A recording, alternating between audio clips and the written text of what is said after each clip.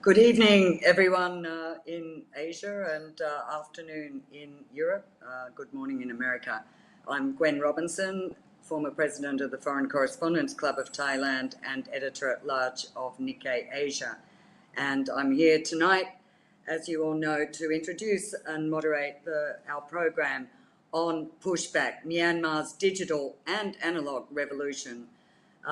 We are all talking tonight about Myanmar's parallel battlefield in cyberspace, where a vast cross-section of the country's society, from ethnic groups, students and artists to politicians and activists, have united to form a vibrant and defiant digital community against the military regime.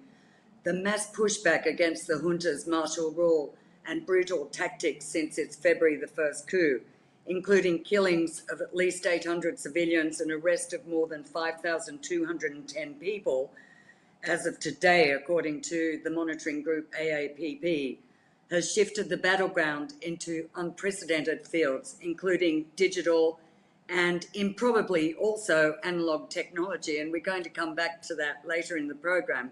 Despite the junta's moves to block internet access, popular resistance, symbolised by the civil disobedience movement, as well as international support, has flourished even as online activity inside Myanmar has suffered from the blockages. Outside, the world is still seeing incredible images, information that flows out, including continuing live streams and images through social media, and increasingly vital information that is being conveyed actually sometimes by old-fashioned communications like SMS services, pirate FM radio, and also a new generation of mini journals printed on single sheets of paper being handed out. With the creativity and spirit, they are relaying campaigns to raise funds, spread information, and highlight human rights violations. Beneath the public outpouring are online activities aimed at state cyber apparatus. So we're very lucky tonight to have with us 4 people who have been very much part of that, what we could call Myanmar's online revolution, including efforts to check fake news and disinformation and keep communication channels open and come up with very creative ways to get that message out. So I'd just like to turn first to introduce our panel. On the top, we have Tai Ong, who is a digital rights activist and co-founder of MIDO, the Myanmar ICT for Development Organisation. Next to her is Amin Than, freelance journalist focused on Myanmar. The woman behind that very impressive poster, Fight Like a Woman poster, is only known tonight as Shui, a digital rights activist and digital safety trainer working with human rights defenders, activists and journalists. And she would like to keep her identity confidential, so we'll speak as Fight Like a Woman. And then next to her, and last but very not least, is So Min, founder and editor-in-chief, Mizima Media Group, who is known to many of us and has his very strong experience of the digital battlefield going on over Myanmar's airwaves. So I'd just like to ask a kick-off question that can be answered by each of you, and then we'll move to some more discussion and questions.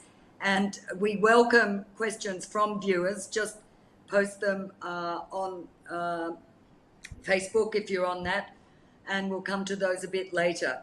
So first up, there has been, as you heard, a lot of talk about the virtual battleground that has emerged in Myanmar since the coup. And in fact, our panel discussion comes on the day that International Crisis Group has just launched a very big new report on Myanmar's parallel battlefield, calling for more specific targeted action from supporters of the movement, including extension of bans on military sales to Myanmar to include dual-use technology, and also asking tech companies involved in the country to try to keep the online space as open and secure as possible by free availability of VPN access and stepping up digital security awareness. All this seems pointless if the internet, as we've heard time and time again, is essentially partly blocked and is about to be even more blocked. Or is it? How do each of you tonight see the role of digital and other technology in responses both across Myanmar society and internationally to the coup? And what can people both inside and outside do in this regard? So, Tai, I'd first of all like to turn to you and your experience also with NIDO, which has done some outstanding work in this area. Yes, thank you so much, Gwen. Thank you for giving me a platform to talk about Myanmar, which is really in a critical situation right now. So before talking about my point, I'm on a very limited internet connection. So if I got cut off, please, my fellow panelists, please do just jump in if I'm out. And so yes. So before talking about the current digital revolution situation, I would like to take a few steps back to talk about one of the first time where the military regime has used the internet as a form of digital oppression. So back in 2007, that was when we had our saffron revolution in the country.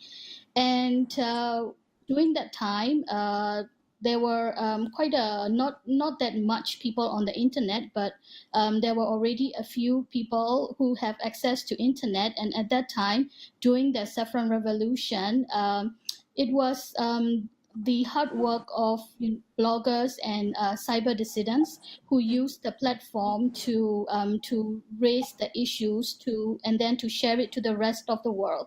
So in 2007, after the saffron revolution happened, the Myanmar internet was cut off for a few weeks.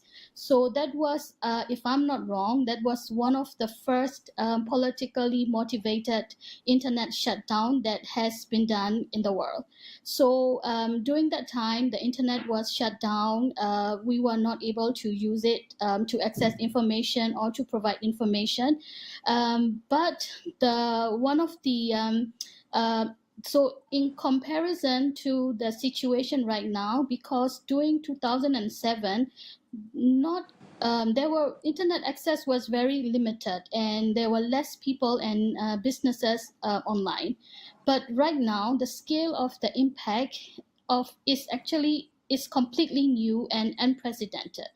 And because of that, what we are seeing right now is we were since after the 1st February, the internet was shut down completely for a few hours. And after that, following with much more comprehensive type of shutdowns, including mobile internet, the broadbands, and also mobile phones and so forth. So because of that, what we are seeing right now is actually the coup has led more attention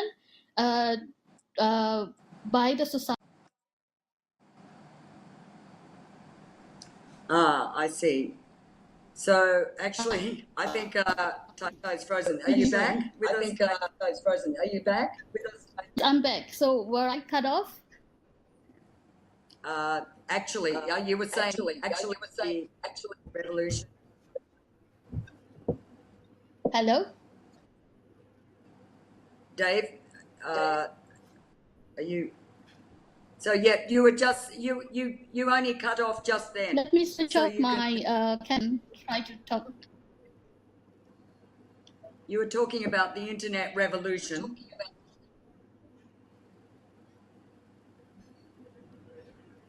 Oops. Okay. Yes, I tried switching off my camera and just use the voice. Is that okay? Can you hear me clearly? Yes. Please continue. So I'm not sure where I was cut off. Yes. You were talking about the internet revolution. Okay. So I was mentioning about the one of the first internet shutdowns back in 2007, and comparing to what is happening right now. So in 2007, the military junta cut off the internet, and if I'm not wrong, is the first kind of internet politically motivated internet shutdowns done by a regime. So after that, we weren't able to use online and internet for a few days. But then, during that time, the internet access was limited, and there were less people and businesses online. But right now, the scale of the impact is actually completely new and unprecedented. And because of this shutting down of the internet and doing and digital oppression by the military regime, actually there are more attention by society and activists on the importance of digital rights actually right now. So right now, of course, because of the scale of the internet use, the economic and social impact of internet shutdown is it's actually very much deeper.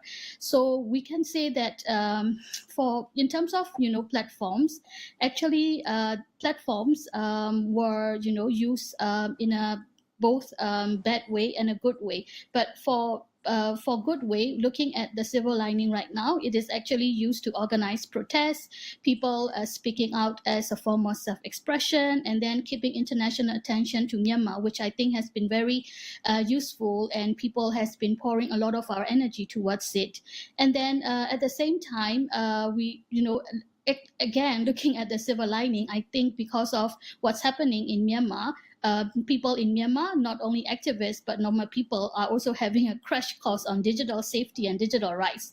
Because right now, looking at everyday people who are using this platform as their movements have resorted to use more secure encrypted platforms, and right now are really voicing out a lot more on the digital rights, such as to keep internet on, and also on freedom of expression online. So of course there are a lot of negative impacts that come up from that. But then in terms of this silver lining that I see is which we are seeing a new wave of digital rights activists, and also awareness that people have realized, and also having crash course on digital safety and digital rights in the meantime.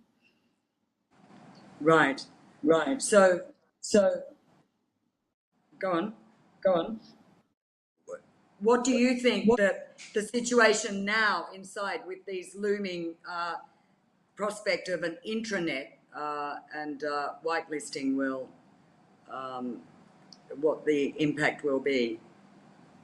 Oh well, so yes, so the military coup regime couldn't afford internet shutdown any longer. So that's resorting to whitelisting applications for Myanmar, right?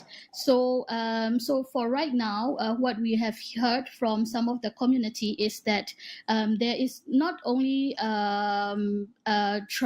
there is not only means of doing whitelisting on particular apps or particular websites. The military regime is also trying to do whitelisting on actually who can access the internet, because we have received information from contacts that saying that their SIM cards were cut off from and not usable, and they were asked to provide information such as GPS locations, their current addresses and names, and NRC number to actually reuse the internet. So whitelisting is not right now just app, but also to trying to regulate in terms of who can actually access online. So this is actually a worrying a trend that is happening.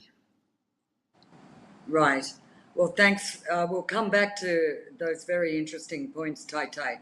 Over to you and your experiences. You've done many things, particularly in the field of online and internet, and so tell us how you see it from your perspective.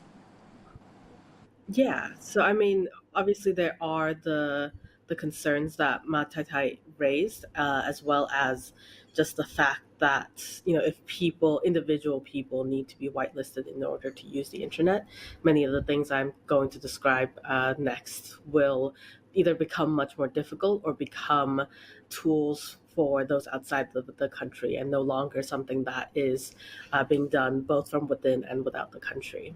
But, I think even in this sort of very bleak time, it's really important for us to be paying attention to the ways in which people are using technology creatively in order to try and make an impact on this coup.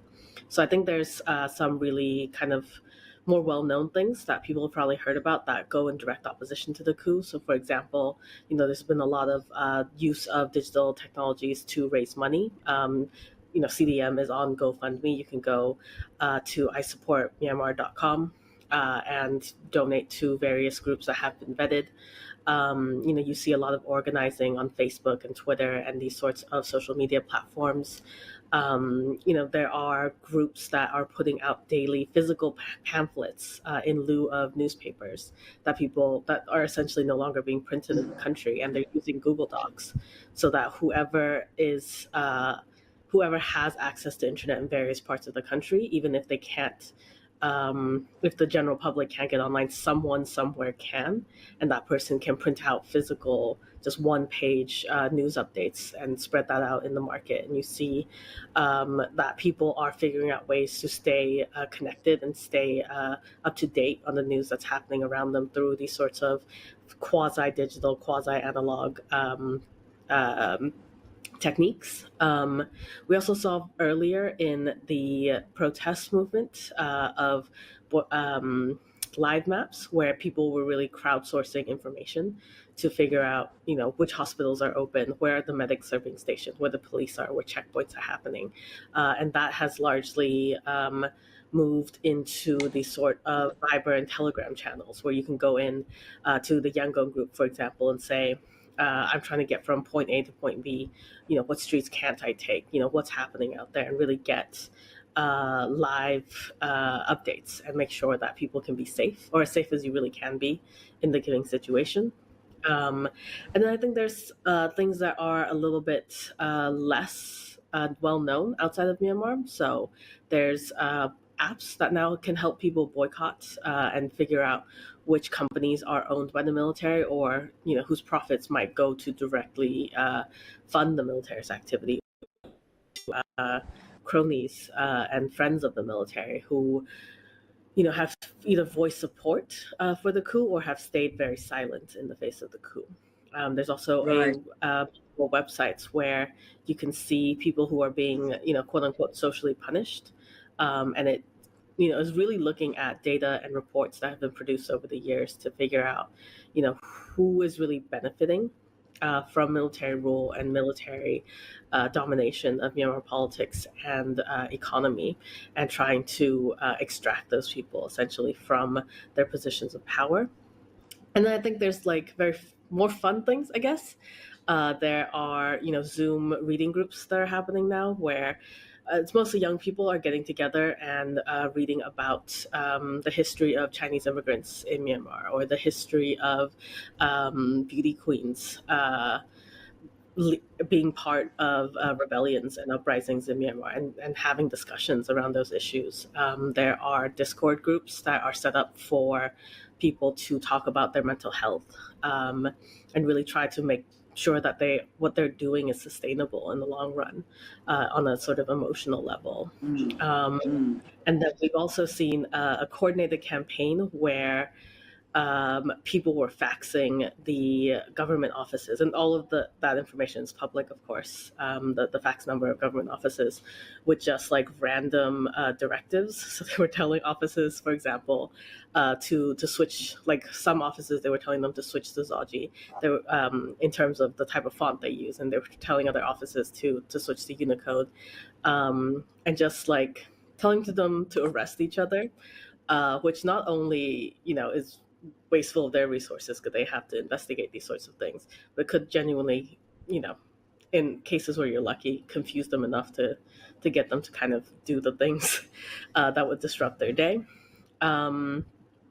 And we're also seeing people really responding to how the military is using technology in order to try to crack down on dissidents. So, Viber is a really popular messaging app in Myanmar. And so the military had set up Viber channels where people could go in and essentially snitch on their neighbors, right? And like report illegal activities to the military.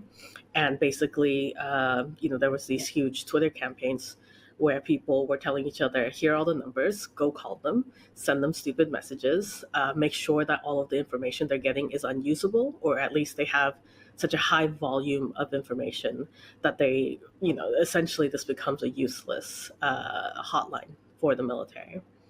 And then I think there's also really interesting things happening in terms of cryptocurrency and these sort of new newer digital technologies and digital wallets. People are struggling to access cash right now, and so people are trading essentially phone credits because the phone apps still work, some of the bank apps still work, and so they are trading phone credits in lieu of paying cash and sort of figuring out alternative ways to use currency.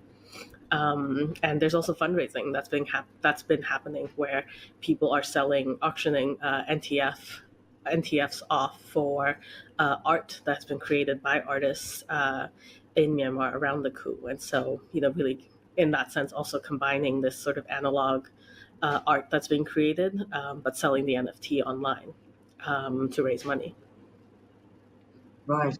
So, hey, that's fascinating, because what you're really talking about, though, is a kind of hybrid. When you talk about fax technology, faxes, SMS, and even like these little, printing out little sheets, as well as going to cryptocurrencies and things like that. So it's a mishmash. But surely I would ask you the same thing that I asked Tai Tai. It's, how much of this is dependent on internet, and what are we looking at the prospect of, say, junta plans to try and take it down and limit it? A lot of what you're talking about does seem very dependent on, continuing access. There were some staggering figures today in that ICG report about how many people might be left now who can still access through fixed line broadband and piggybacking on others. That's still quite a bit, 600,000, but that's down from 25 million since the coup. So are there sort of new ideas about, formulating to be able to survive or transfer a lot of these things on analog or old-fashioned technology? Yeah, I mean, I think the first thing I would say to that is I wouldn't discount the 600,000 connections. I mean, the majority of the Myanmar public have lived through a time where they were accessing internet through internet cafes, right? And like the idea of having internet in your home, on your persons, wherever you're going, is a fairly new experience for many people. And so I imagine it's not that difficult for people to go back to strategies from an era of internet cafes, right, where you physically go somewhere to use the internet. And also, I think even during the sort of strictest time of internet lockdown, I wouldn't consider right now to be that time, since a lot of people now also have mobile data again. Not all day, but a lot of people do have mobile data. So even during that strictest time, we saw that certain places always had internet, right? Like certain hotels had internet, the banks would have internet, sometimes the airport had internet. And every once in a while, if depending on what SIM card you were on, suddenly for 20 minutes, 30 minutes, you would have internet. And so, I don't know if that's necessarily something that's happening at the teleco end, where they are kind of strategically resisting orders, or there's simply loopholes. But I think even in the case of countries like China, for example, they have a very stringent censorship policy when it comes to digital technologies. But with the right VPN, with the right sort of connection, you can still use most of the apps that are banned in China.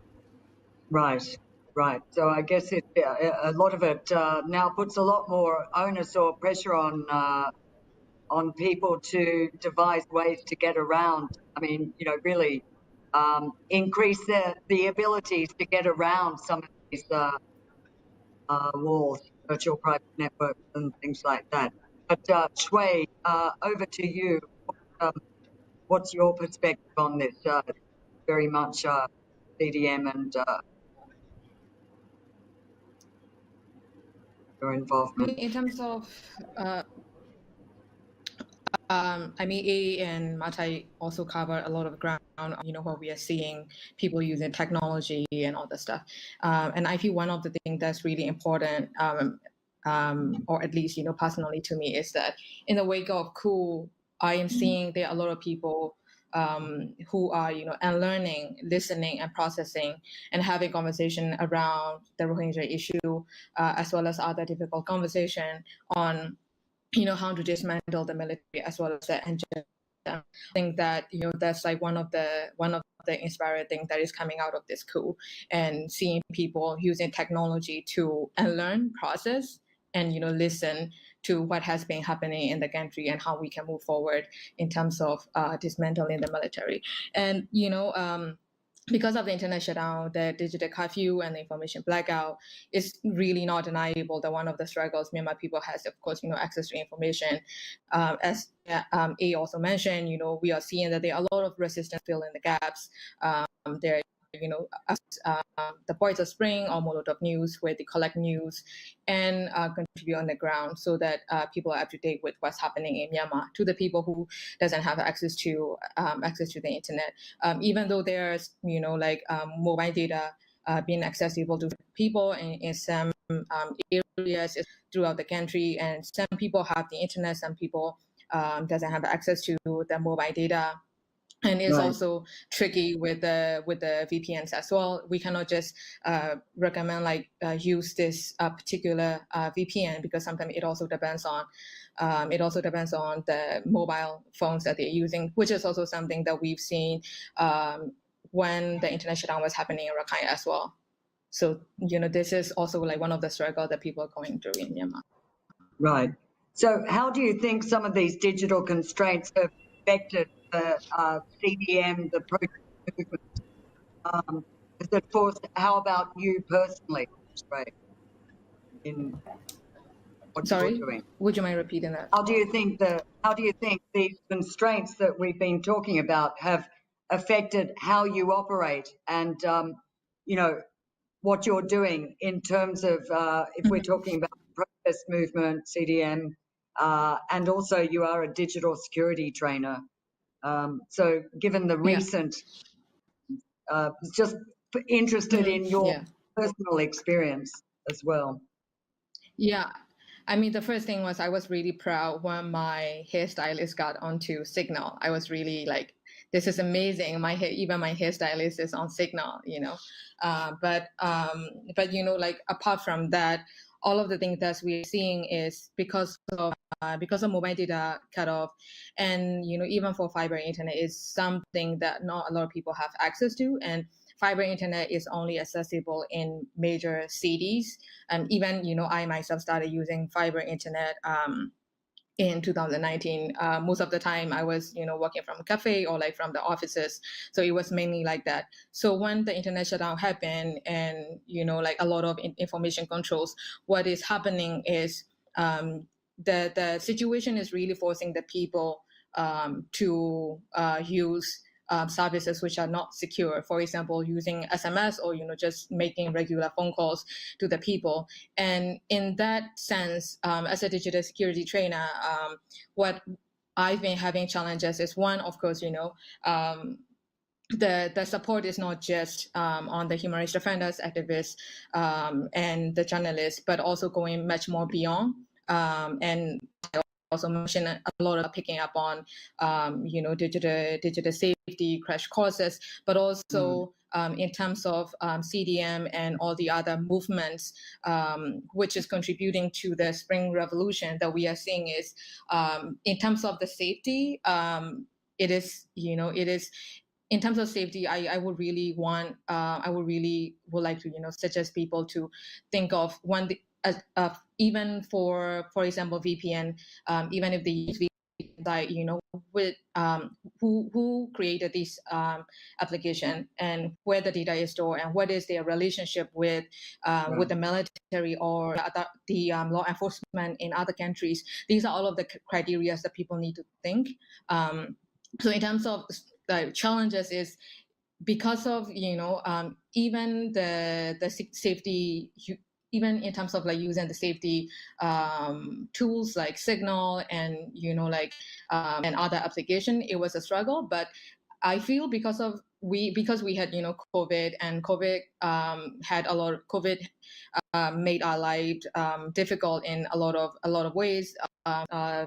Businesses and also especially for the activists and journalists in terms of freedom of movement, but because of that, I feel people are more familiar with the technology. So in the wake of the coup and that information control, people were able to at least somehow catch up. But we're also seeing that people are being pushed to use where there are no information, so they just have to use SMS and regular phone calls. Right. Which is really concerning for their safety in terms of the digital traces. Well, I guess so. But if you're if you're doing security training and people have no alternative to use SMS, I suppose there must be ways you can advise people. If they have no alternative, you have to use SMS, right? So there must be extra precautions you can take for that as well. Anyway, let's move to... there are also other alternatives if we look. Yeah, go on. Sorry, go on. I can also go back onto this as well, but like, and this 100% secure, but safety an individual when the whole community work with. And there are apps such as Silence that is available for Android, but not for iPhone. They don't know who is talking to whom, but people who use the app can secure at least the content of the SMS. So also, not about the technology, but rather about the risk management and from whom you are trying to protect your data. Right. Okay. Well, we'll come back to that. Just turning now to Somyint. Somyint, you have an incredible saga to tell, and you're right now trying to rebuild your television and digital broadcasting operations after some terrible problems after February the 1st. So why don't you tell us a bit, and also your perspective on how that's going, and the challenges of, how much longer can you rely on digital technology to get your messages out for Myanmar TV and broadcasting? Thank you, Gwen. Can you hear me? Yes, we can hear you loud and clear. Yeah. This digital revolution and virtual revolution is one of the major differences if we compare between what had happened after 1988 and what is happening now. I think that have both sides. One is it contributes tremendously, immensely for the international community and for the people inside and outside the country to get to know what is happening now. But it also gives windows of spaces for the military regime to continue its crackdown against the democratic forces, and also against anyone who fights, who doesn't agree with the military junta. I think the military regime came prepared with a plan, basically to shut down the platforms, including the media platforms, and also platforms like social media, Facebook, and also plan to shut down the internet from time to time when they stage after the stage coup on 1st February. They have situation on the ground. And of course, we know that the military regime is getting expertise and also equipments and know-how from countries like China and Russia over the years to do such crackdown and such a repression. We are yet to see more and more suppression and restrictions by the military regime in the field of digital areas. We are yet to see. I will not be surprised. They are role models. I will not be surprised to see of this in future. For us, as a media organization, it is very important. We need to keep maintaining the platforms, including media and also digital television, virtual, because it's in a way one side of the fight is on virtual. It is in the virtual background that we are in. So it is very important to keep operating the platforms, whatever available. So internet is very important, and the media digital platforms are very important. But even if there is no internet and there is limited space, we ready to have the people speak out. We need to be ready to get the information in and out of the country. I think that is what we have to do. For us, as you know, the regime shut down our digital free-to-air channel on the first day when they staged coup, and we continue our digital free-to-air channel, other media platforms which reach millions of country and outside the and when they have more restriction on our platforms, including for the television channel. We now have backup satellites. We are now using 3 satellites, in fact, satellite services, so that we should our platforms and our television channels should be there, even if the military regime forced the satellite provider to shut us down, and we with another satellite. So we should be ready with to any extent the military regime would be going. We should not be surprised because I think that they also know that this battlefield is very important and very critical for the work we do and for the work they want to do. Yeah. And So, I think we are also ready with non-virtual platforms like radio. Damien, I think your sound is cutting out a little bit. So, Can you hear me now? yeah, I think we can basically understand.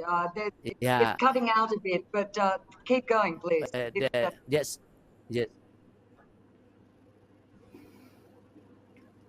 keep going. Oh, he's frozen. Yeah. No, What he's I'm back. saying is we should be ready with whatever means and ways, whatever means and. Hello? Can you hear me? Yes, I think you're cutting in and out Yeah. quite a lot. Do you want to give it a little bit more of a try? But I'm not sure if you've got other network you can on. But Put off the video. yeah. Yeah, Yep. maybe that is better. Okay. Yeah, because of the speed of the internet. Yes, that's What much I'm better trying. sound. Yeah, what I'm trying to say is we should be able to devise any means and ways for this whatever we can, because there could be more and more restrictions against the internet and the activities on the internet. We know that the military regime is trying for the intranet, and I think that their role model would be like what the China is currently doing.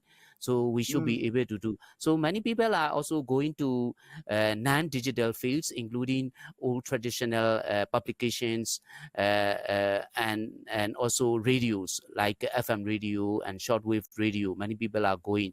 So, but I believe that we will be able to find ways and means, despite the crackdown and repression by the military regime in all these areas. Right.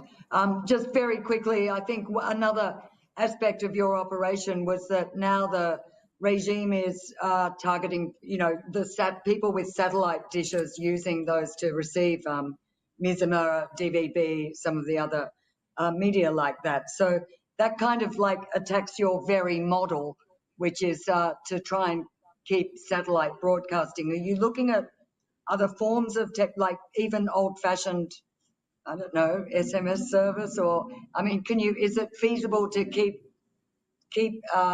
focusing on the satellite broadcasting model? Also internet with, as you say, a highly restricted intranet plan being hatched by the military. How can you stay ahead of this or respond to that? Thanks, Gwen, for this question. In fact, we have been doing SMS services from like 2-3 years ago, even onwards, and we continue to do SMS services. Of course, SMS services also largely depend on the telecom operators, and the military regime could force and did force the telecom operators to shut us to stop the SMS services. They could do that, but we still continue our SMS services through telecom operators, and but even the television broadcasting, they cannot shut down the television entirely, because like for example, they seized the dishes, satellite dishes, and because when we talk of satellite dishes, they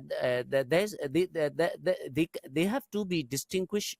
They have to be different. Who is legal and who is illegal according to the regime, and the people find ways to devise their own methods of trying to watch television through these dishes.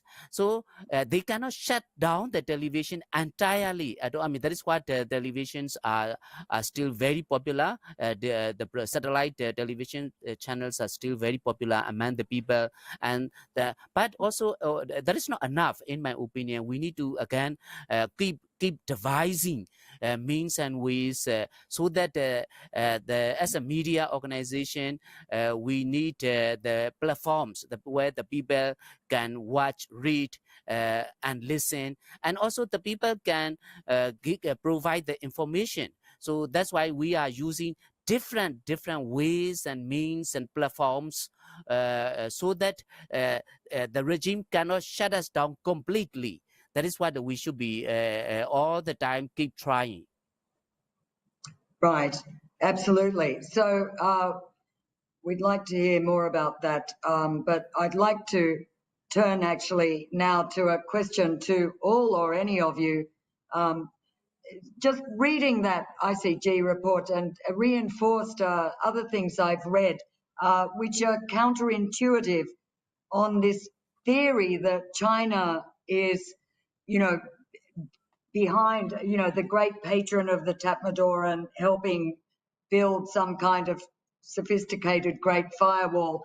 I think, in fact, what emerges from the ICG report and other reports is that the Tatmadaw has not been very sophisticated in its approach to trying to control the internet or understanding social media. And that lack of sophistication is, in fact, what is leading it to,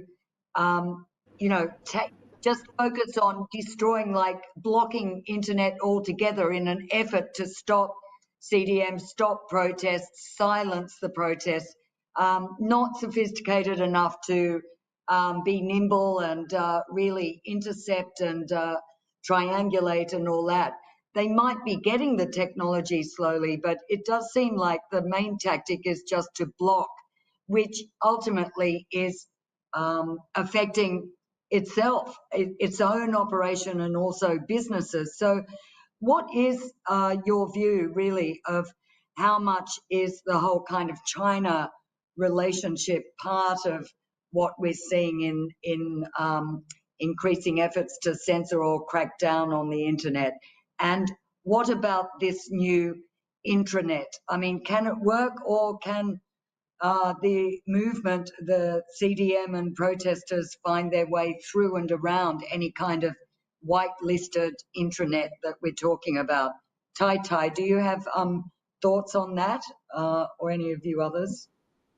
Yes, I can speak a few on that matter. So after a few weeks after the coup, what happened was, when the internet curfews were imposed, there were also a lot of speculations or an unidentified news source information about how Myanmar has been receiving a lot of flights from China, which were labeled as seafood, but in fact it might be cyber security tax. So there's been a lot of speculations and identify information about that. So people were really concerned about the China's involvement in our internet crackdown, particularly because they also have a very complex the Great Wall of firewall of China, right? So but then it's but on the same time at the same time we were also looking at the people were thinking that, okay, the internet curfew was imposed because at that time only the military can try to fix new technologies to actually do small surveillance. But then that's not the case, because if the military wants to impose new technology or tools, they can actually do that without even shutting down the internet. So internet is actually regulated because in my opinion, we are having a very high expectation of the technology of the Tamador, but in fact they actually don't have really control of what's happening on the ground. So we can also see that in terms of social media platform, they try to block Facebook, they try to regulate to people from refraining from using the platform, but them themselves are repeatedly trying to be on that platform again and again, even though Facebook had designated the Tamador and other related ministries and pages of the platform. So it can see that but that doesn't mean that we shouldn't be careful, because of course by time this technology can be imposed. But at this point, the internet shutdown had really they couldn't afford to have this shutdown. They couldn't afford to have more sophisticated tools, and so the internet shutdown is the only way that they're resorting to right now. That's right, exactly. So, what's your thought on that, and whether this presents a new avenue for and for people working, to push back against it, whether an intranet is a kind of whole new challenge for them. Yeah, I mean, I would also add to what Ma Tai Tai was just saying, in that, what makes the Great Firewall work is a small army, a not so small army of censors, right, of people who are constantly monitoring these platforms in order to sort of enforce compliance, as well as platforms working with the Chinese government. So, there's stories we hear about Chinese internet users being told, you need to write in Mandarin. You can't be speaking in different dialects, because it makes the job easier for censors and makes it, much more much less likely that people can sort of plan dissent if they're forced to speak in Mandarin. And so the Damodar simply doesn't have the technological know-how right now, but they also don't have the human resources to do this sort of online monitoring and censorship, at least not yet. And I guess in this case, the fact that Myanmar language is so difficult for machine learning to kind of understand what people are writing actually That's a very good is a point. big for people. But yeah, I mean, yeah, like people are still able to use the internet, and people have been finding creative ways to ensure that even those without direct access or constant access are still benefiting in some way by those who are able to use the internet. And I think even with whitelisting, we're going to see people find creative ways around these things. One thing that we haven't really seen too much of, or at least I haven't heard very much about, is just sort of like the peer-to-peer sharing via Bluetooth, right? Like Zapier I mean, people shouldn't use that. That has many security concerns. Don't use Zapier.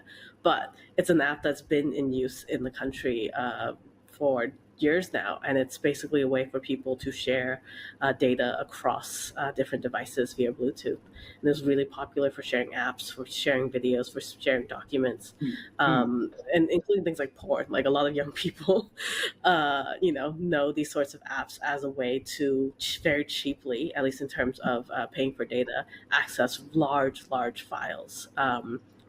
Just by having one person download it, or having different people download different parts of the larger thing that they were trying to achieve. And so yeah, like there are obviously security concerns with things that don't rely on encrypted internet services, but there are ways. And I think one thing that's very clear about the Spring Revolution is that the Myanmar people are endlessly creative when they're motivated by their wish to defeat the Damodar. Well, that's very true. And talking about endless creativity, so Shui, you also are known as a creative person. What are your thoughts on all that? The role of, are we So when it comes overestimating? to, I don't think we are. I estimating that, because if we look at, I mean, like China firewall is one thing, as A also mentioned, is a effort of a lot of people monitoring constantly, and it is in fact actually 20 years of humans sitting and monitoring and then blocking any IP addresses that they feel that it might be acting as a VPN. So like in terms of the China firewall, it is working for them because it is 20 years of human. They have, if they want to turn it into more data technology, they have enough database and patterns and behavior to learn from the database that they've already monitored and blocked, and all these efforts from all these years. And what is in terms of Myanmar, what is different is if we look at the infrastructure part of it, we are not quite there yet. Even before the coup, there are a lot of areas in Myanmar where we don't have access to the electricity, let alone the internet. All of the stuff that we're talking about right now. For example, the kind of information that people are sharing, information in Yangon, it existed before the coup. Even in Shan State, even in Shan, not like southern part of Shan State. But if we look at the surveillance and the capacity and capabilities of the military, I don't think that we should underestimate them, thinking that they are not sophisticated when it comes to technology. I think it's more of the nature of hierarchy and an organization, and when it comes to their engagement with the technology. So to put it simply, if we look at, for example, a media organization, as a digital security trainer, I will say that it really takes time and effort and a lot of leadership to really trust in the digital. I will say it might also be the same in the military. And the thing is, one of the nature is also they use human resources heavily. If we look at informants that's happening right now on the ground, they rely on human resources, but that doesn't mean that they don't have the technology. So I say that they can use the technology because we have seen the reports from, for example, there has been reports from Open Technology Fund fellows, unpacking the 2019-2020 budget from Ministry of Transport and Communications, saying that they can do surveillance, and this type of surveillance is different from monitoring Facebook. This is different from monitoring content on specific keywords written on Facebook or Twitter. This is more about if they want to intercept people's phone calls, like how many consecutive calls that they monitor, and how many. If we look at, for example, if we look at one part of group they want to investigate, they can also see which group it is connecting to and how often they talk to. It's all about the metadata. It doesn't even really necessarily need to know the content or like what they talked about, but rather it's more about the metadata and how often they talk to each other, and that way they can identify, like not just one person, one organization, but also their whole community. So I don't think we should undermine that. And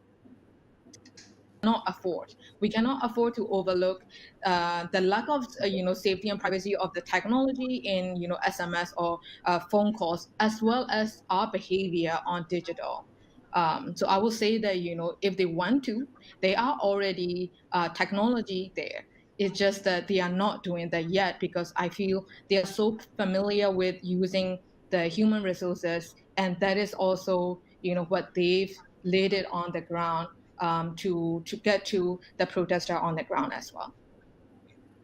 So thank you. I think you're kind of saying we shouldn't overestimate both the Tatmadaw and China's backing or underestimate it, right? It's a bit of both.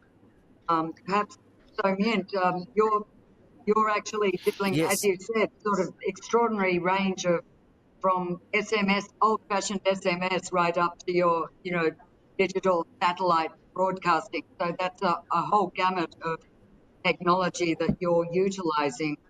Do you think that question about the whole, China backing and the level of sophistication or not of the Tatmadaw, and what do you think you're dealing with there on that front? Yeah. Gwen, what the way I see is the military regime definitely has limitations with their capacity and resources. Of course, they have their wish list like intranet and firewall like China. They have it is one of their wish lists, but they do have their capacity challenges. I mean, I mean, it is not only with the military regime, but with the many institutions in Myanmar which lack capacity. Even within ASEAN, we are well behind than many other countries within ASEAN. So that is the fact. Secondly, but military regime tried various ways. In fact, we just need to know and we need to see where they are putting their efforts. For example, they are using quite a lot of on Facebook. They have groups set up, and they do confusions and they do misinformation, and then they also use these social media tools to communicate among themselves. So they use quite a lot, where they are now putting a lot of efforts in it, and we also see the difference.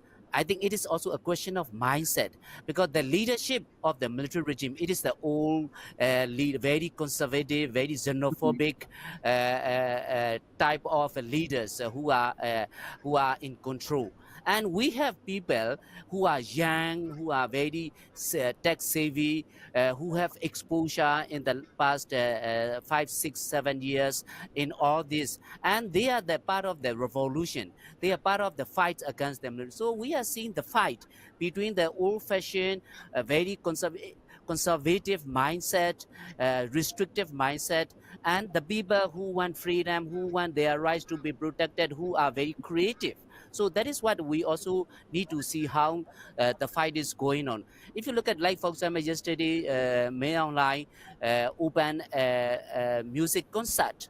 Basically, that kind of mindset, they will go to like North Korea with their music concert, which is controlled, which is script already approved, that sort of. But on the other hand, you see the young people fighting over the net, using all these platforms. So that is the way. And then in terms of media, of course, media also, like for example, in around 2000s, they use a lot of cyber attack against our websites.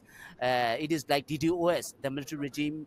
After 2000, they attack our websites with DDoS. But now they are not doing this. They are not doing DDoS because DDoS became all outage, and they know that they will not use the DDoS now to attack the website, because people are go for more and more on social media or radio or television. So that's why they are banning media organizations. So basically, they are also devising, and they are using different ways and methods which are not the same as it was around 2000s. That is how I see things. Right. Thanks, Somi. I think you're also Can I saying say that, something? in a way, you're seeing Oh, sorry. old-fashioned mentality, old-fashioned tactics and mentality meeting a very new, cutting-edge sort of way of approaching it. But that sort of leaves it with the technology issue, and whether the destruction of internet will force that battleground, change that battleground in a way. You know, and where creative, cutting-edge ideas go in that kind of more restrictive environment. Yes, yes. It is also a fight. I mean, apart from democracy and human rights at larger level, but it is also fight for information. It is fight against misinformation, fight against disinformation. That is the way they are. That's why they are putting using quite a lot on disinformation and misinformation. Whereas that's why it is very important for us also to have information, to have independent media, to have freedom of expression. To have, that's why it is very critical to keep going, to keep devising, to keep creative with whatever the platforms and whatever the means and ways available. Right, exactly. So talking about creative, but also I think to turn to another element of that is journalism. And I know Tai and also as a experienced journalist myself, and all of you, but to talk about journalism and media freedom per se after the coup, you know, the question of technology and internet access has been critical. That is one of the key constituencies that has been really affected by the whole sort of internet blockages and censorship. Tai, you wanted to talk a little bit about, I think, the whole issue of journalism and fake news, misinformation, and how in the light of the technological issues we're talking about, that's affected inside Myanmar. Yes, before that, I think Shui wants to add a point on your previous question. Oh, sorry, So maybe yeah. Shui Yeah. can go first. Right, sorry about that. Yeah, so the point that I wanted to make was just, relating back to what Somin was talking about in terms of, surveillance and whether it is, like China and stuff like that. I think there is always assumption or like myth. If we look at the military's surveillance, whether it has a heavy influence from China or whether it has heavy influence from Russia, because we know that there are a lot of military officers going to Russia to study. Right, but if we really look at the way that they are doing, it's not quite similar to China nor Russia.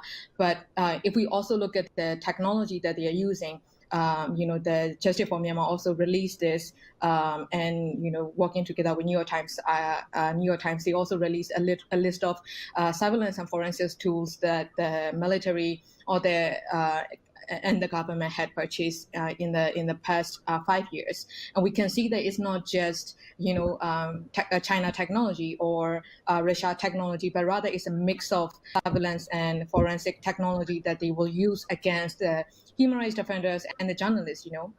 One of the cases Right. has already been uncovered. For example, Celebrate use on Gowalo and Gojoso when they were covering Rakhine. So Right. one of the thing is, it is not, all of these technologies are not it's not a deal of the handshake between the two government, but rather is a lot of middlemen, as the ICG mentioned. It's rather the Russian, the military officer coming back from Russia, or like some of the technology people that they're close to, open up a company and then working closely with the military to purchase these technologies. So that's just one thing I wanted to add in. No, I think that's an excellent point, and I think that's why in this report I mentioned this fundamental element. I think calling on countries that do have existing bans on direct military sales to Myanmar. Some of this technology you are talking about, like the Cerberus, whatever you call it, the technology to restore messages or search messages on phones, that sort of thing, is in that field of dual use, which I think is currently, a lot of that is not covered by the military arms sales. So it's really a very good point. And I have to say, I think one of our viewers, Bela Zen, has just posted that list of equipment on Justice Myanmar, which is on the amongst the questions on the Facebook, I think. So it really there's a lot more thinking about, and I think lobbying of Western countries that do observe certain bans to make sure that these civilian application technologies that are now in that grey area of dual are also included.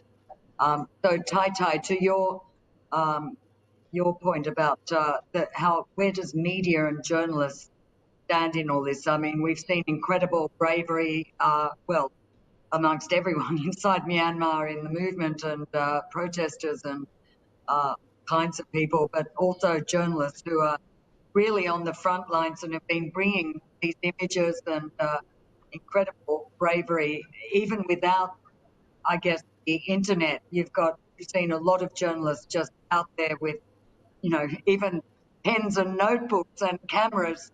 So not necessarily whether there's internet or not, they're out there doing it. But how does all the digital issues we're talking about now, the role of the media and the position of the media in all? Yes, so one thing is I'm not a journalist, so I think that this question should be best answered by A and also CSO.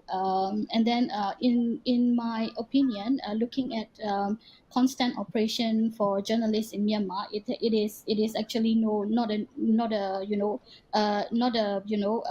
new information, right?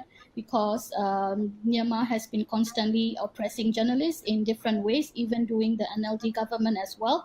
So in terms of new digital technologies and with new ICT related laws, this oppression has become much more stricter. Like for instance, journalists has been always have been charged with Article 6060 of telecommunication law. That's all ongoing, and that is also a very big suppression around journalists. And then in terms of online, we have seen like journalists being cyber harassed, bullied, and if not, media houses are being targeted towards digital attacks. Like there are we saw a lot of imposter accounts on like various taking various journalist identity, and even taking various identity towards media houses as well. So we are always constantly seeing these trends of oppression against journalists. And then the digital part has added a new layer of oppression. So it is actually ongoing, and it is not a new information. So I just want to add on that. Yeah, right. Okay. Well, I take your point, and definitely we wanted to hear from the journalists. And so, then so Min, the new, I do think there are some new, very many new issues for journalist media in general in Myanmar, not just from the technological aspect, but many other things. But what are your thoughts on that?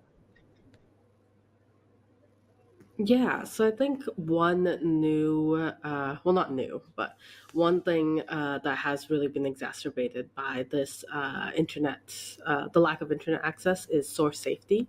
In the past, there is a lot of surveillance in Myanmar, right? Like, you do have the special branch who could potentially follow you. And, it was always difficult to access areas like Rakhine if you weren't already based there, or to communicate out from Rakhine if you were based there.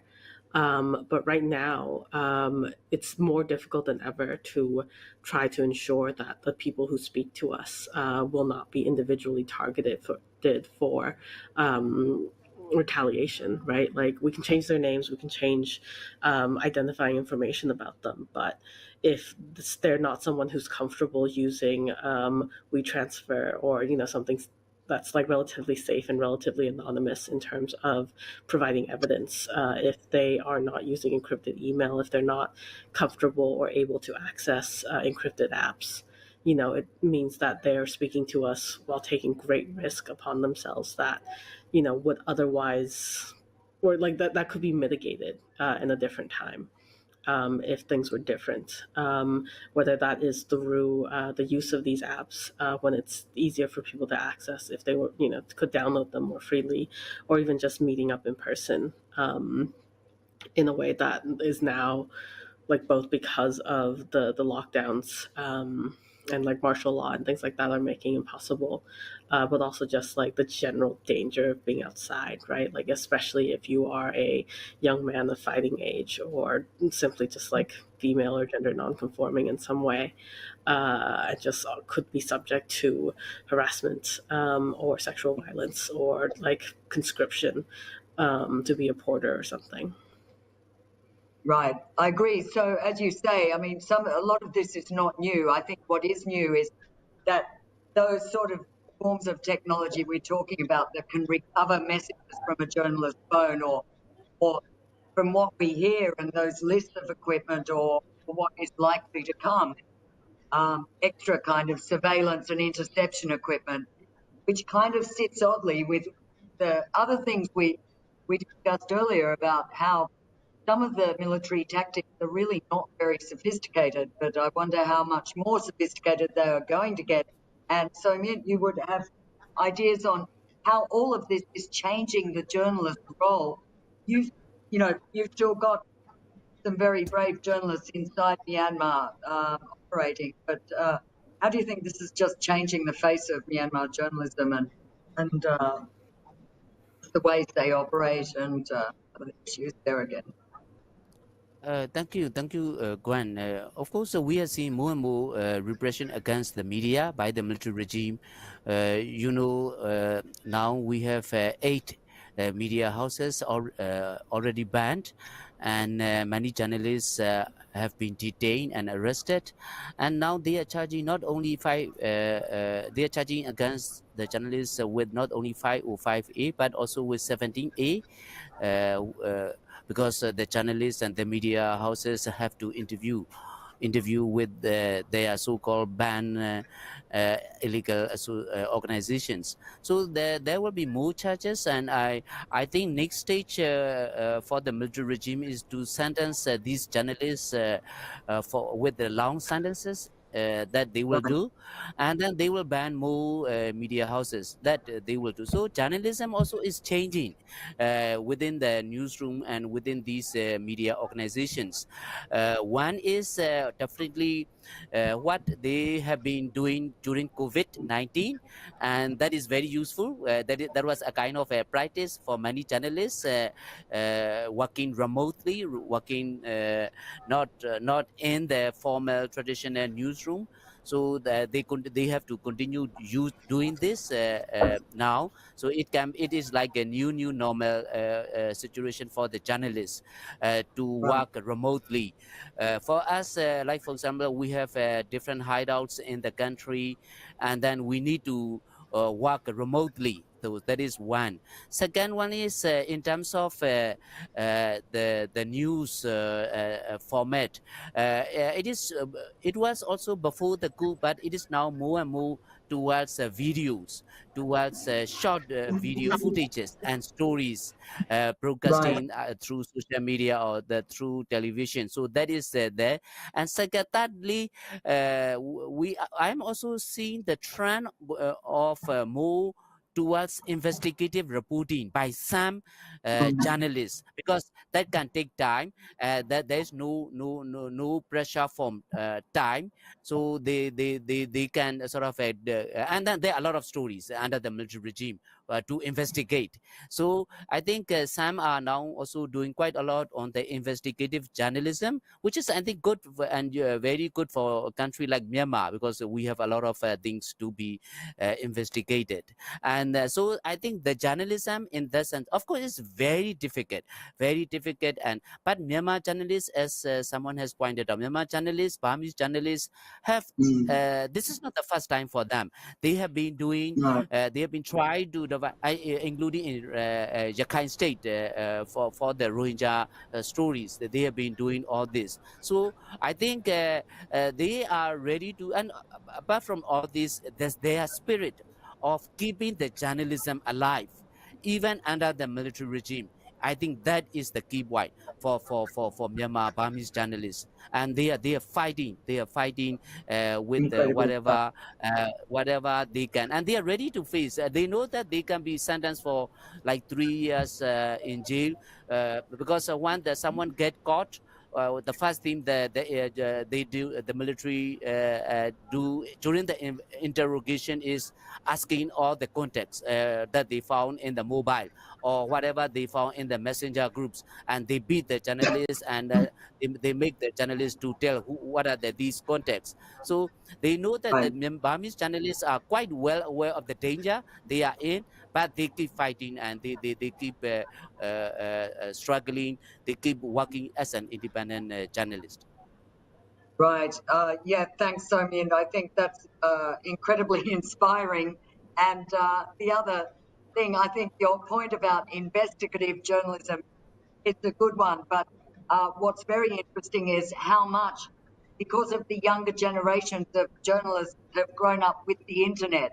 So, and the investigative quality of having the internet is just incredible. If you think back 40 years ago or 30 years ago, so I think the impact of, say, some disabling or you know, cutting back of internet can affect those sort of things. But in a way, maybe that's good, and it makes younger journalists try harder. If you can't just rely on Google, you know, what do you do? So I presume a lot of journalists these days, if you're stuck without internet, but you still, after the story, you know, you have to learn how to do it without search engines and Google. But then you have to get your news and stories out as well.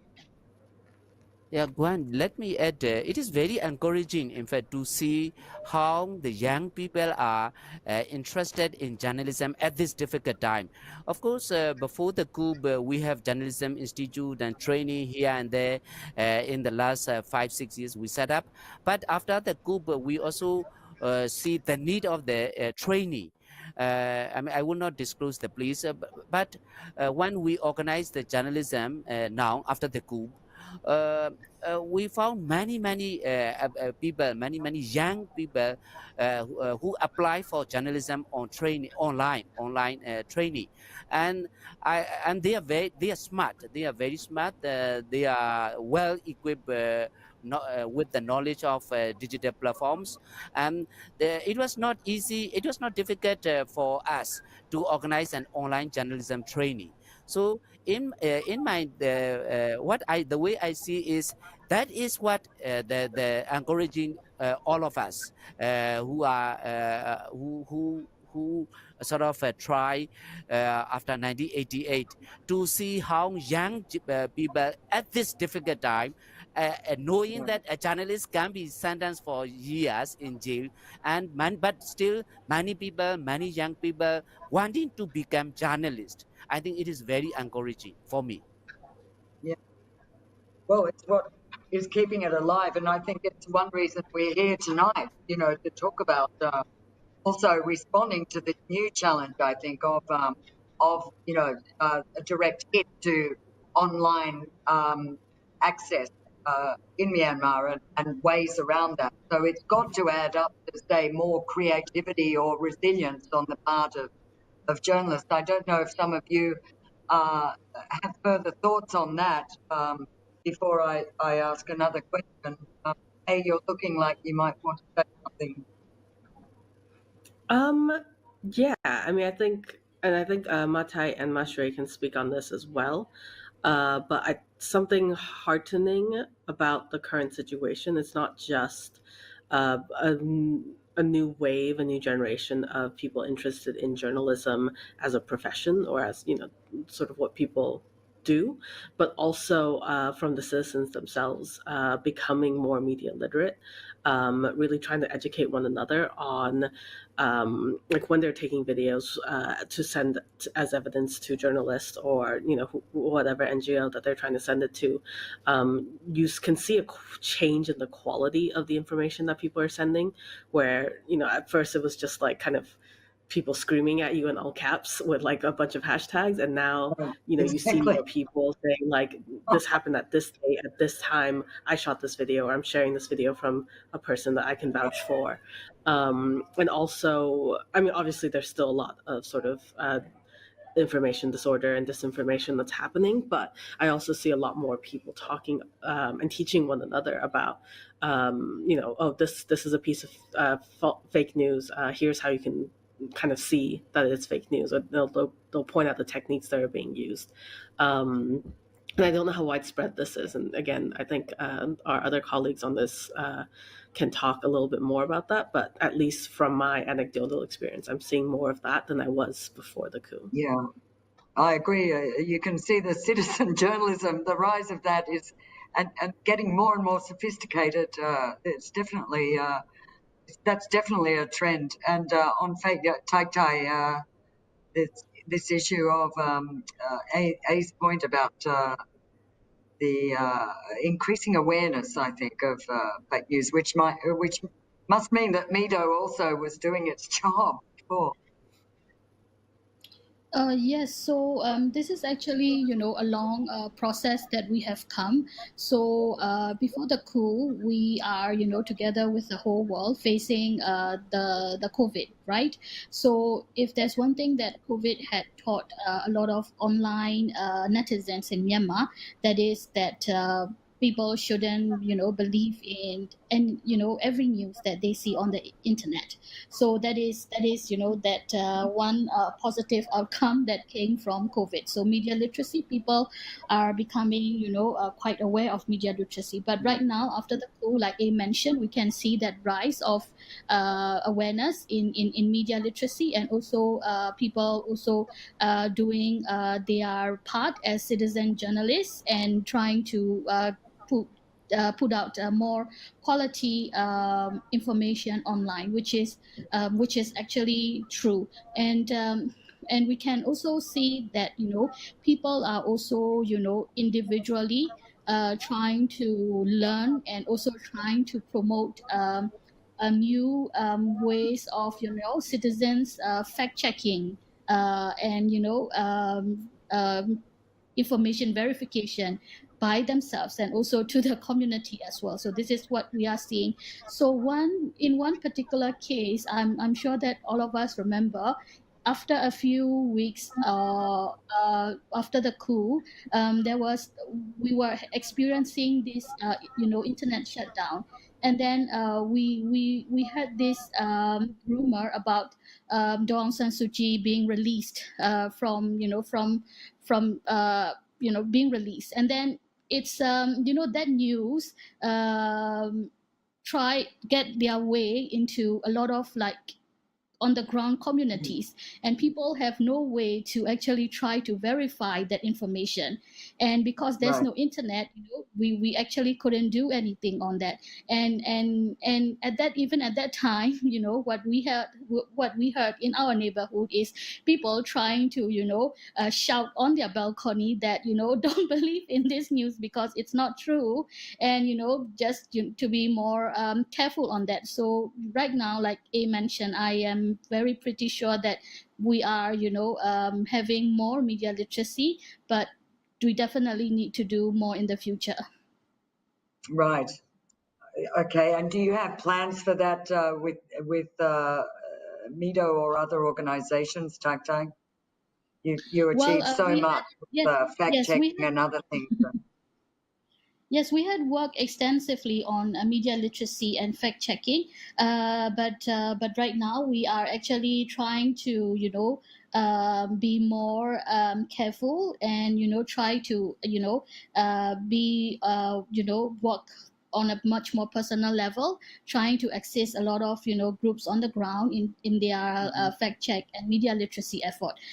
So as time come, we will of course gradually do more try to do more in the media literacy and in other works that we have been doing. Right.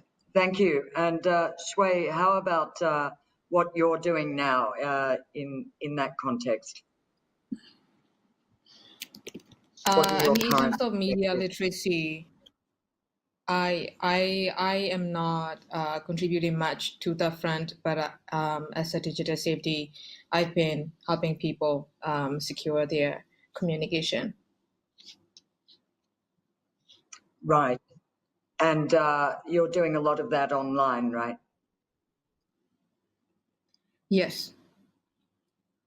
Mm. Right. And hey, do you want to, since we're all talking about the different programs or goals being pursued at the moment, where is your focus now? I mean, I'm sort of just freelancing, uh, so that can kind of change publication to publication. But yeah, I'm very interested in how the sort of cross section between the technology and the revolution, both in terms of how the Damodar is using technology, as well as how people are the public is using technology to Right. subvert the Damodar. And I think it's especially interesting for me, at least, to pay attention to the ways in which people are finding ways to have fun while there's all this sort of death and destruction around them. And I think it's a very worthwhile political objective to continue to feel joy and to refuse to sort of sink into despair and depression because that's what they want, right? Like you see them sharing on Myawaddy, on these sort of all these channels that the military controls, digital or otherwise, of just horrific images. You see people being sent home, clear signs of torture. And these are intimidation tactics. They're not trying to hide anything that they're doing. And so, yeah, like the ways in which everyone, I mean, especially young people, but everyone is using technology to continue to celebrate, I think is something that I always try to pay attention to. Yeah, I'm so glad you said that. I think I can say that all of us looking outside have been just amazed and touched, moved, and also awed by the sense of, being able to keep a sense of humor as well. Both humor, creativity, and yeah, you say joy. There's such a gamut of, and I guess that's very important to the spirit of pushback. But again, technology is so critical in conveying all this to the rest of the world as well.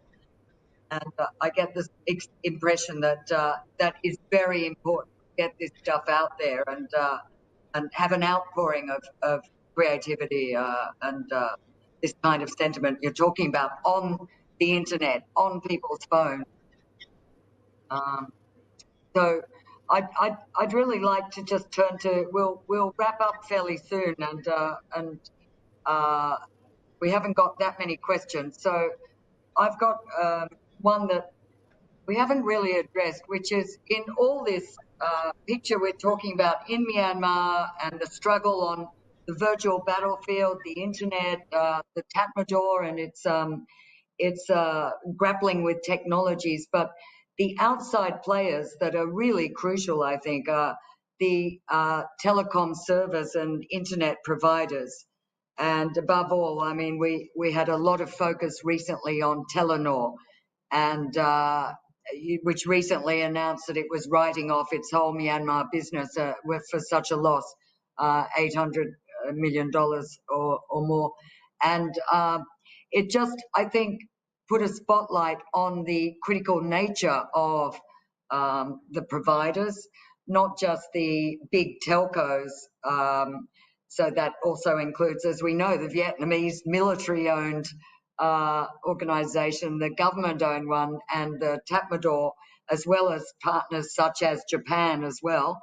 But also you've got the domestic, you've got things like Frontier, not the magazine, the what do you call it, the internet provider. So that is one big the role of those players, and the other outside forces that are fairly crucial, and I'm sure there are many others, but Facebook, you know, the social media giants, and despite Tatmadaw efforts and its fury at being kicked off Facebook, I think Facebook does seem still very much, you know, it looked like they were trying to close off Facebook for a while, but it does seem like such a lot. And also the rise of Twitter. I never saw Twitter being so popular in Myanmar before. So there's some elements of the outside players, and I wonder if, well, so maybe we could start with you, but if any of you would like to make a comment on the role of those external players. Yeah, three sectors are very critical in the digital or virtual revolution. One is IT sector, inside the country and outside the country. I think we need to really look at how IT sector is currently doing in Myanmar under the military regime. Another one is the platforms like Facebook and Google's. I think they are doing quite fantastic job, in my opinion. In this at this difficult time. And that one is telecom operators, as you rightly point out. Telecom operators are very critical, very important, and one of the landmarks for Myanmar's openings in after 2011 2012 is opening of the telecom sector. I think there was that push quite a lot the reforms move forward after telecom sector was opened up, and these three areas are very important. And as a media organization, we need to work with all these three organizations to strengthen the space and to expand the space. That's why the applications are important. That's why the publishing platforms are important for us, and they are our natural alliance. And of course now we need another sector, which is satellite service sector, very critical at this moment. We need we need support from the satellite service providers for whatever platforms we are doing now. So and that's how and good thing is all these three or four major sectors are well versed with experience at this kind of challenging period, because they have already got their experiences outside the country. I hope, I wish that those experiences can be utilized inside Myanmar to push for space, more space, rather than being used by the military regime in suppressing the people's voices. In fact, they should be used for getting the voices out rather than the voices shut. now. Yeah. Very true. Thank you. And Shui, do you have thoughts on that? The question of the roles of the big players, both the telcos and social media. Matai, do you want to go first, and then I can go after you?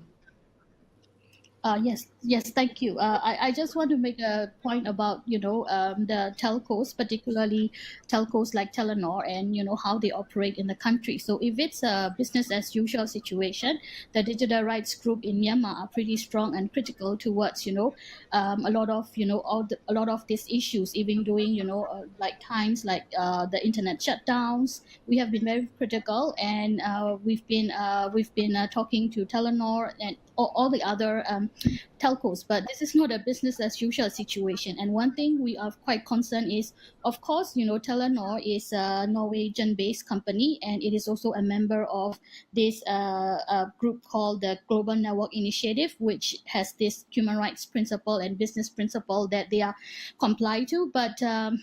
So we have to give credit when credit is due. So Telenor has been pretty good in providing information and transparent in some of the issues that's happening in the country. But one thing is, if we have if we are like pushing very hard on telcos, particularly on telcos like Telenor, what if they leave the country? And I'm very like concerned that telecommunication is essential service, right? So I cannot say that I'm not using the telco because I don't believe in this. I have to use one of this. So I'm just concerned that if like telcos, if we will be left with telcos from Vietnam, from China, from Russia, or like MEC based telcos, I'm quite concerned on that situation. So that is one. And on another one about the platform is, yes, platform are playing a very critical role, like Facebook, and also on other platforms like TikTok, YouTube, and Twitter has also becoming much more rise in terms of user base in the country as well. Like I mentioned, these platforms should be really looking at the country in a very like contextual way, and not be imposing like policies which is not relevant to us, or not doing anything at all, which is also a big problem as well. So yeah, I just want to make that 2 points. Right. Thanks for that, Tai Tai. Shui. I think for me, I completely, agree with what Matai was saying. But in terms of the internet service provider, I feel we also need to. The question that I'm also like keep asking is also like, what about Ooredoo? What are they doing? And the thing is, as since internet shutdown and blocking website, then even way before there has been a lot of effort trying to engage with them, and we haven't really hearing anything back from them as well. So I would also really like to see transparency from other telcos, and of course, as well as trying not to, as much as they can, not to cooperate with the military on the request and respecting the privacy of the users.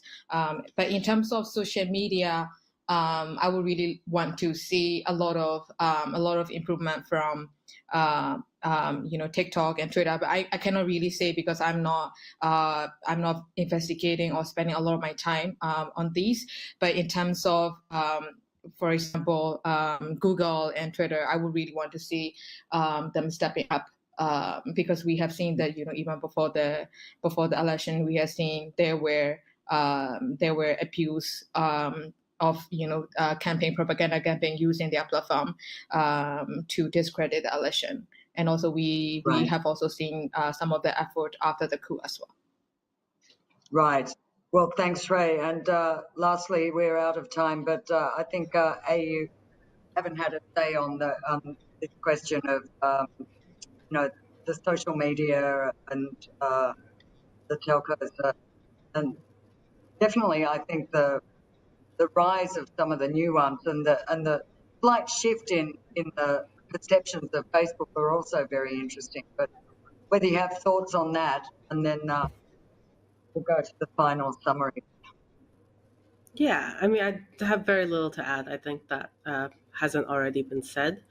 But I do think I would just like to reiterate the point that Matai and Mashre were making before me, of the sort of tricky balance that companies, whether telecos or platforms, that want to operate in Myanmar are the tricky position they're in.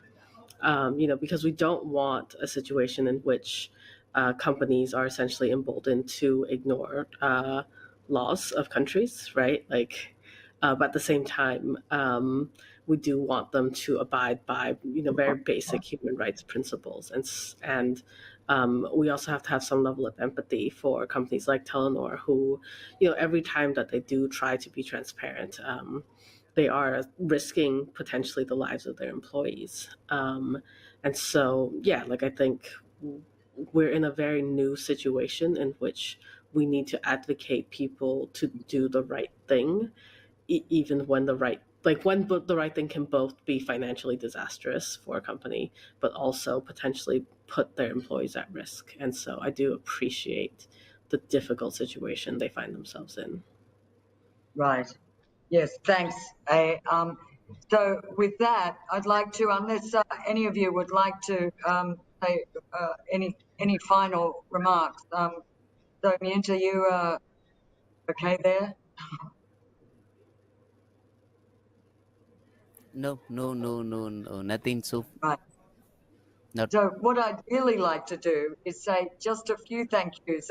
One is to our wonderful David Foster and Nick, who run Giant Media, who've really put up with a lot of technological issues tonight, including my earlier tech issue, and also to thank viewers for bearing with us. But also I'd like to read out a very nice message from Mary Callahan, who I think most of you know of, who kind of sums up what I was going to say, which is I would like to thank Tak Tai Gong, Amian Than, Wei, and Somien for taking the immense risk they did to participate in this event, and that I think all four should be given whatever time they want to present what they think viewers should understand. And I think you have been able to, I think, add to our insights and knowledge tonight, and I think all viewers really appreciate that, and I hope we can do this again, and maybe deepen the discussion. There's obviously many more issues to come, and to all viewers, I'd like to thank you for watching, and to those in Bangkok, the Foreign Correspondents Club, well, not just in Bangkok, we are accepting donations and support for Myanmar media, both in Myanmar and Thailand, and have had some drive for equipment, donation of equipment. But we would ask if anyone wants to give good electronic equipment. It has to be in very good working order. And there's a lot of Myanmar journalists who have had to leave equipment behind or seen it destroyed or many other things. So please consider that. And if not, that we are also accepting donations, which will go into both training and supporting Myanmar media. So there are details contacting us on our website and Facebook.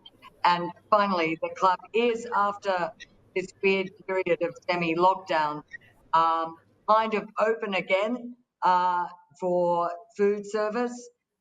The alcohol ban in restaurants is still current, but we are open every day during the week for right through the day for dining, and we will have more programs coming out soon, but with all care for social distancing restrictions. So we are doing a mix from now on of online and then, when circumstances ease, some physical presence. So with that, I'd just like to give a tremendous thank you to you all, and also to you, Dave, for a great live stream. And the video will be available on our Facebook and YouTube pages. Thank you and good night.